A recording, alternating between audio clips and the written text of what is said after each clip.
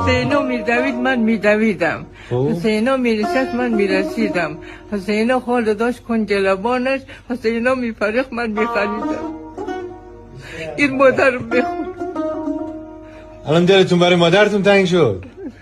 چون مادرم 30 سال مرا تقریبا 30 سال مرا. پس این دلتنگی ها ادامه داره هنوز؟ بله بله، تا وقت بچه ادامه داره. بله، تا وقتی که باشی دلتنگی ادامه داره. آها، بریم پدر مادر ادامه داره.